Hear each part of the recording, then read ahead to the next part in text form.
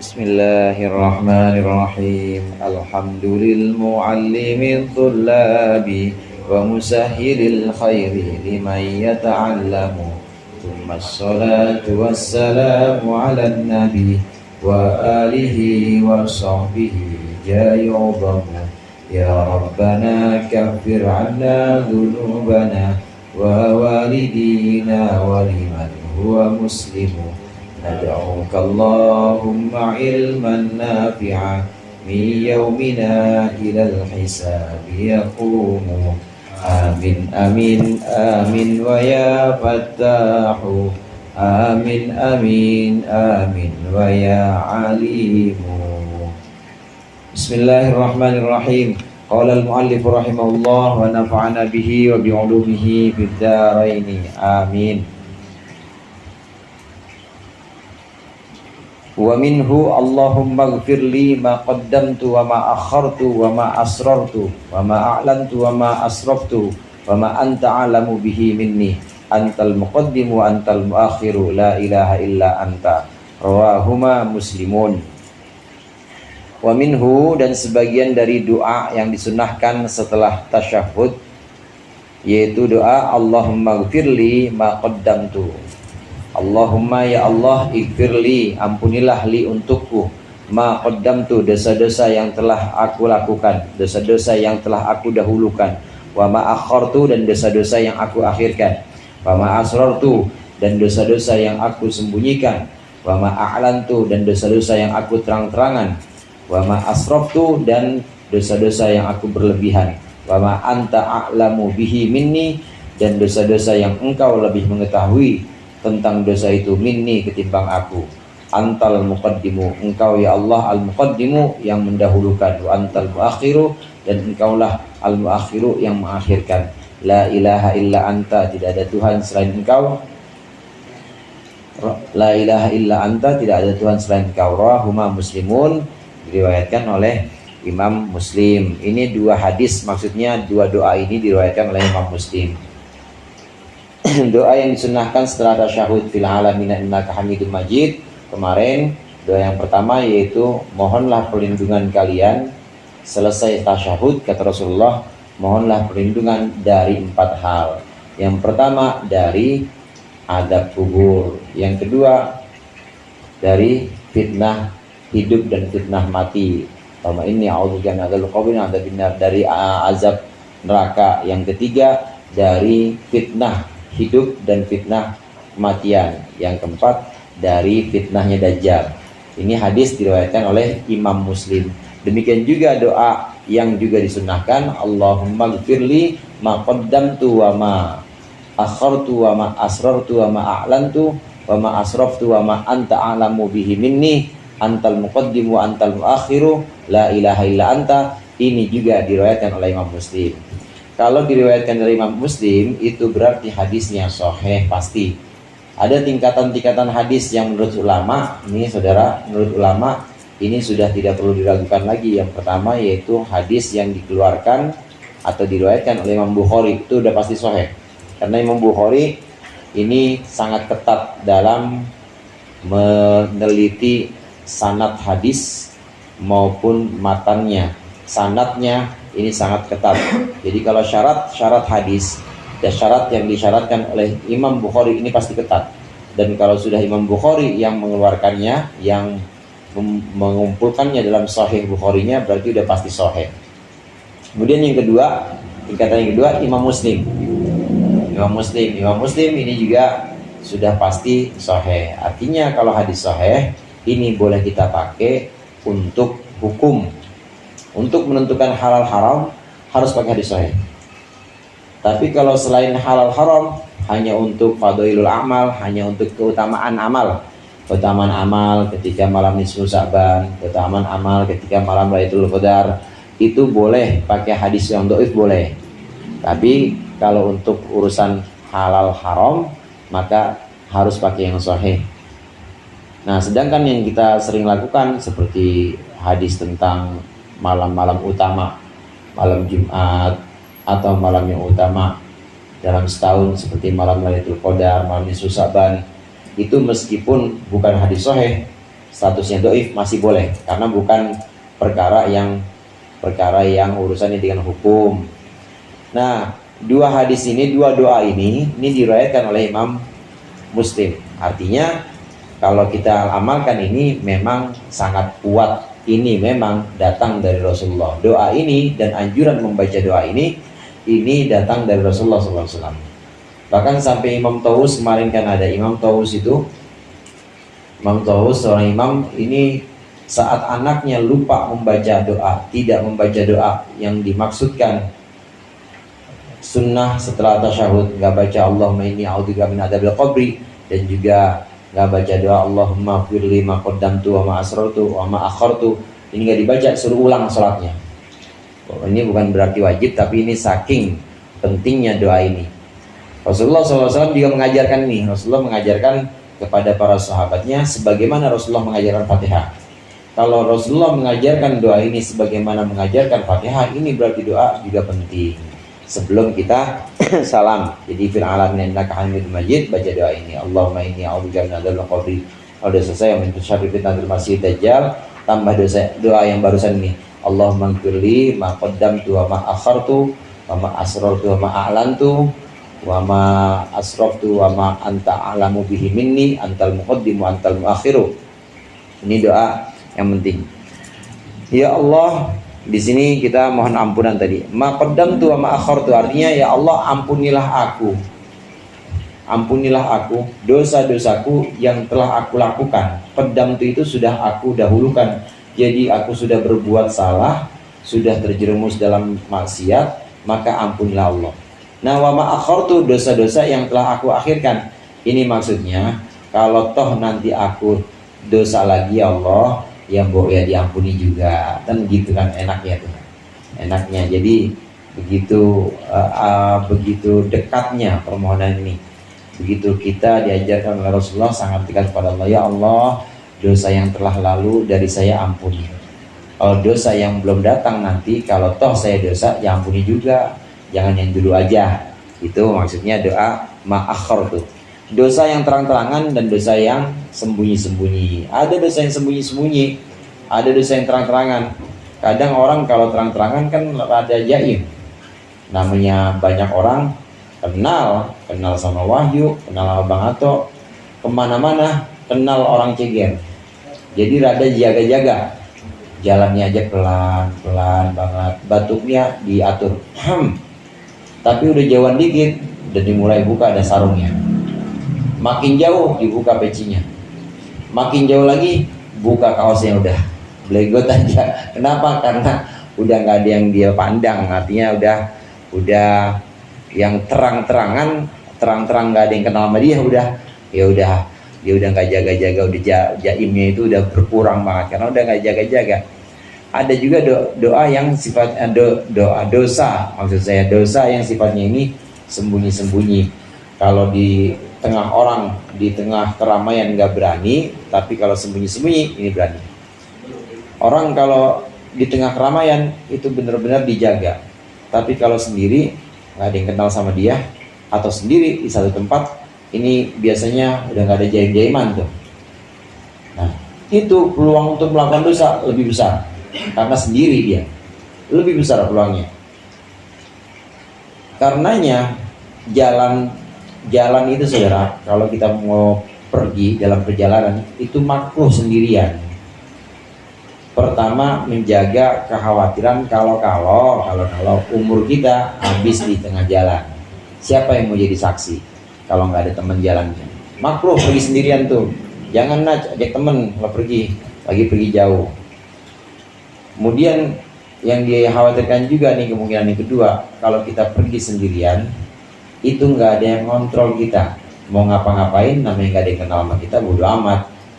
Tapi kan kalau perginya sama siapa? Pergi sama Mas Ato, malu saya sama dia.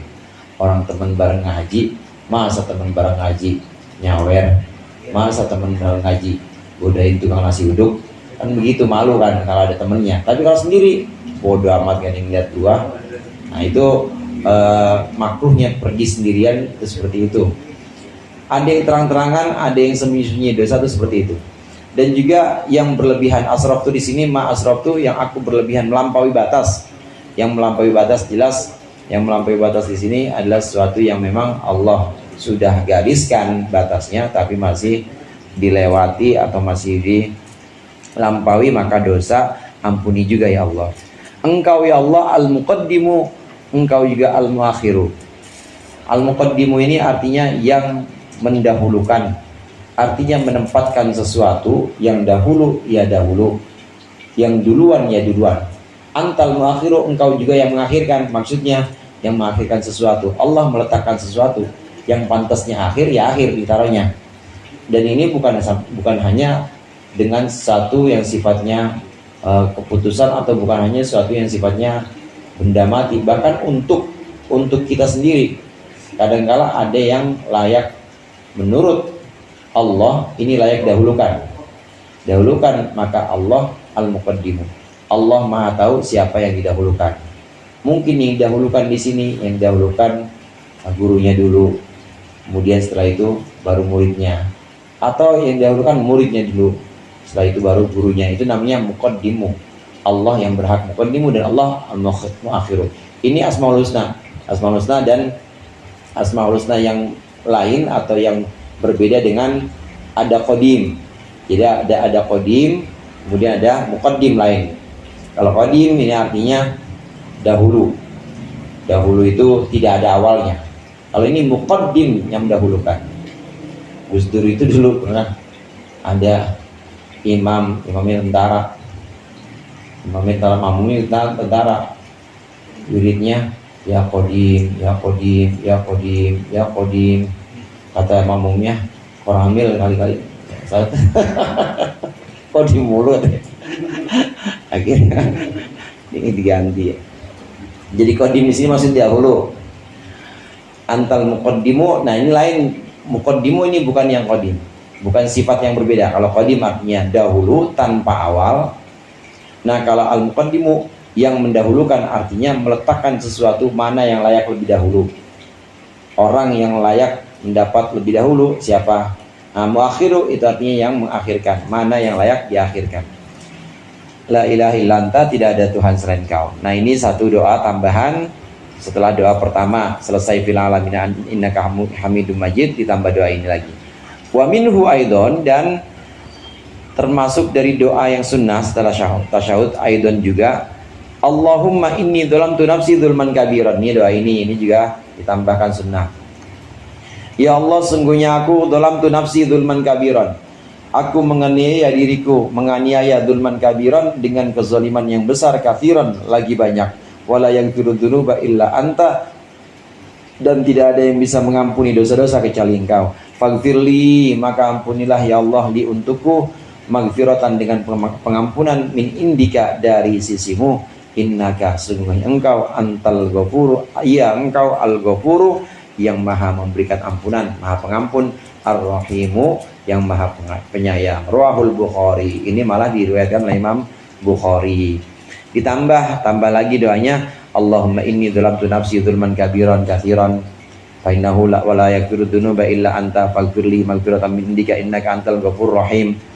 Ini doa juga dari Rasulullah, dikeluarkan, diriwayatkan oleh Imam Bukhari. Sahih pasti ini. Jadi boleh diamalkan, artinya tingkat kesahihannya ini sangat layak kita amalkan. Allahumma inni dzalamtu nafsi dzulman kabiran katsiran wa la yaghfiru dzunuba. Di sini bagian terakhir, faghfirli maghfiratan min indika. Ya Allah, ampunilah untukku dengan pengampunan dari sisimu. Ini untuk menunjukkan bahwa yang layak memberikan ampunan yaitu cuma Allah. Nggak ada yang bisa memberikan ampunan kecuali Allah. Hanya Allah. Artinya ampunan di sini hanya Allah lah yang berhak untuk memberikan, bukan yang lainnya. Maghfirah itu termasuk doa-doa akhirat. Kalau doa dunia mungkin kita bisa kita ucapkan kepada Allah dan kepada selain Allah. Ya Allah, berikanlah saya kue lapis. Minta kepada Allah bisa. Besok ada yang bawain. Tapi bisa juga saya minta sama sama Farhan, ya Farhan bawain kue lapis, besok bawain. Semuanya doa itu boleh kepada siapa aja, artinya permohonan itu bisa kepada siapa saja permohonan itu. Tapi kalau yang bentuknya maghfirah atau ampunan, rahmat, selamat dunia, selamat akhirat, itu cuma Allah yang bisa memberikan. Nah, di sini ditegaskan maghfiratan min indika, maksudnya pengampunan dari sisimu, karena memang yang memberikan ampunan hanya Allah. Innaka antal ghafurur rahim. Wa yusannu ayyanqusa du'aul imami, dan disunnahkan hendaklah kurang du'aul imami, doanya imam, kurang an qadri aqallit tasyahudi, dari ukuran paling sedikitnya tasyahud, wassalati ala nabi sallallahu alaihi wasallam, dan selawat atas Nabi sallallahu alaihi wasallam. Qala syekhuna, mengatakan itu guru kami Ibnu Hajar Al-Haytami. Tukrahu sholatu ala nabi, makruhlah apa sholatu ala nabi, selawat atas Nabi sallallahu alaihi wasallam, ba'da adiyatit tasyahud, setelah doa tasyahud. Nah ini pembahasan, jadi ada dua pembahasan nih yang terakhir kita baca, ada dua pembahasan. Yang pertama, sunnah untuk seorang imam. Ini untuk seorang imam. Untuk seorang imam ini sunnahlah dia memperpendek doanya, jangan panjang-panjang kalau imam. Kalau toh mau doa yang sunnah setelah tasyahud, maka tidak boleh lebih panjang dari tasyahud minimalis. Tasyahud minimalis itu mana? Tasyahud minimalis itu yang ini. At-tahiyyatu lillah, at-tahiyyatu lillah, assalamu alayka ayyuhan nabiyyu wa rahmatullahi wa barakatuh, assalamu alayna wa ala ibadillahi sholihin, asyhadu an la ilaha illallah wa anna muhammadar rasulullah. Nah itu tasyahud minimal. Nah doanya nggak boleh lebih panjang dari itu. Tambah Allahumma asyhadu an la ilaha illallah, asyhadu anna muhammadar rasulullah wa anna muhammadar rasulullah, Allahumma sholli ala sayyidina Muhammad, sampai situ. Allahumma sholli ala Muhammad, sampai situ. Itu ukurannya segitu. At-tahiyyatu lillah, salamun alayka ayyuhan nabi wa rahmatullahi wa barakatuh, salamun alayna wa ala ibadillahi sholihin, asyhadu an la ilaha illallah wa anna muhammadar rasulullah, Allahumma sholli ala Muhammad. Dan segitu. Doanya nggak boleh panjang dari situ. Nggak boleh panjang dari tasyahud minimalis. Tasyahud minimalis yang tadi yang saya baca itu. Kalau tasyahud yang sempurna yang kita kenal, at-tahiyyatul mubarakatuh, salat itu langsung sempurna. Kalau tasawuf yang minimal, yang boleh-boleh aja dan sah sholat, at-tahiyyatu lillah, salamun alaika ya nabi rahmatullahi wabarakatuh, salamun alaina wa ala ibadillahi sholihin, asyhadu an la ilaha illallah wa anna muhammadar rasulullah, Allahumma sholli ala Muhammad. Nah itu tasyahud minimal. Doa seorang imam nggak boleh lebih panjang dari tasyahud minimal ini. Tasyahud minimal plus sholawat, nggak boleh lebih panjang. Kalau lebih panjang makruh. Kalau lebih panjang makruh, apalagi imamnya imam umum. Artinya imam umum di sini dia ngimami di masjid, masjidnya masjid umum. Beda lagi kalau imamnya imam khusus, makmumnya makmum khusus. Makmumnya ya cuma santri-santrinya aja, dan santrinya udah dikasih tahu bahwa doa ini penting, harus dibaca. Udah tahu kalau kiai itu pasti baca doa itu dan udah ridho, santrinya ridho, boleh. Tapi kalau imamnya imam umum, makmumnya juga makmum umum, maka makruh membaca doa panjang-panjang melebihi tasyahud minimalis, itu makruh. Jadi gimana? Ya udah cukup aja kalau mau baca doa. Kalau membaca doa yang pendek aja, yang Allahumma gfirli ma qaddamtu wa ma akhartu wa ma asrartu wa ma alantu wa ma asraftu wa ma anta alamu bihi minni, udah sampai situ aja. La ilaha illa anta, sampai situ. Enggak usah disebutkan semuanya. Enggak usah digabungkan semuanya. Nah kalau bukan imam bagaimana? Kalau bukan imam, yaitu orang yang sholat sendirian atau makmum, sementara imam belum selesai, maka boleh baca doa panjang-panjang. Yang penting dia imam belum selesai. Atau dia sholat sendirian, apalagi sholat sendirian mah boleh-boleh aja kalau dipanjangkan. Gimana panjangnya? Ya udah digabungin aja semua yang tadi itu. Fil alamina innaka hamidum majid. Allahumma inni a'udzubika min adzabil qabri wa min adzabin nar, min fitnatil mahya wal mamat, min syarri fitnatil masih dajjal. Allahumma ighfir ma qaddamtu wa ma akhartu wa ma asrartu wa ma alantu wa ma asrartu wa ma anta alamu bi minni. la ilaha illa anta, Allahumma, apa yang terakhir itu? Allahumma inni dzlamtu nafsi dzulman kabiran katsiran faghfirli maghfiratan min indika innaka antal ghafurur rahim. Nah, itu digabung semua. Kalau doa sendiri boleh, ditambah doa yang lain boleh juga kalau sholatnya sholat sendiri. Tapi kalau sholatnya jadi imam jangan panjang-panjang, bubar makmumnya, nanti pada kapok. Tobat saya dah sholat sini, ngapa emang panjang banget imamnya gak salam-salam. Udah banyak banget yang telepon lagi tapi kagak salam-salam juga. Jangan, kalau imam itu harus bijak, harus dia mempertimbangkan makmumnya. Qala syekhuna tukrahus shalah. Yang pembahasan yang berikutnya, makruh membaca sholawat setelah doa tasyahud. Memang ada satu hadis yang menyebutkan ketika kita berdoa maka hendaklah kita mengawali doa itu dengan selawat dan mengakhiri dengan selawat, maka doa kita pasti ijabah. Doa itu kalau mau cepat ijabah, awali dengan selawat dan akhiri dengan selawat. Alhamdulillah bi ni'mahi wa bi mazidah ya rabbana alhamdu kama yanbaghi li jalali wajhika. Allahumma shalli ala sayyidina Muhammad salatan tunjina biha, diawali selawat. Nanti di akhir juga begitu. Fil akhirati waqina adzaban nar wa sallallahu ala sayyidina Muhammad, di akhir begitu. Nah, doa itu seperti itu, di awal dan di akhir. Kalau bisa doa itu disebutin selawat. Jadi doanya ada di antara dua selawat itu. Tapi khusus untuk doa tasyahud, makruh hukumnya kita membaca selawat setelah doa tasyahud. Jadi kalau udah sampai yang Allahumma inni dzlamtu nafsi dzulman kabiran katsiran faghfirli maghfiratan min indik innaka antal ghafurur rahim wa sallallahu alaihi wasallam, makruh, enggak boleh. Enggak usah pakai sallallahu alaihi wasallam. Sama juga dengan khotib, saudara. Khotib kalau udah Rabbana atina fid dunya hasanah wa fil akhirati qina adzabannar, udah enggak usah sallallahu, enggak usah pakai sallallahu alaihi wasallam, udah langsung innallah ibadallah innallah ya'muru bil adli wal ihsan wa ita'i dzil qurba, langsung begitu, enggak usah pakai sallallahu. Karena memang bukan tempatnya di situ. Bukan tempatnya sholawat itu ada di akhir doa ini, di akhir doa khutbah maupun di akhir doa tasyahud. Makruh hukumnya. Kalau dalam khutbah tidak ada, memang tidak ada hukum makruh, cuma memang tidak disunnahkan membaca sholawat setelah doa khutbah. Begitu juga di sini, bahkan bukan hanya tidak disunnahkan, tapi makruh membaca sholawat setelah doa tasyahud, yaitu setelah doa. Misalnya kita baru hafal yang pertama doang, min syarri fitnatil masiihid dajjal, sallallahu alaihi wasallam Muhammad wa alihi wasallam, assalamualaikum warahmatullahi wabarakatuh. Tuh, enggak usah pakai selawat, udah, pokoknya udah selesai langsung salam aja. Nah, ini tentang kesunnatan doa-doa sunnah yang memang sangat dianjurkan. Selesai tasyahud fil alamina innaka hamidum majid, jangan dulu salam. Apalagi kalau kita sholat sendirian baca doa-doa ini. Dan doa-doa ini sangat bagus.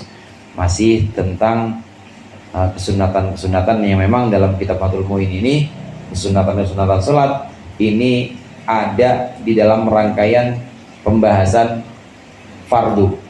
Jadi beliau tidak membuat, muallif tidak membuat bab khusus sunnah sholat, tapi lagi bahas tasyahud. Tasyahud kan rukun wajib. Nah, di sela-sela itu beliau bahas sunnah juga, sunnahnya tasyahud.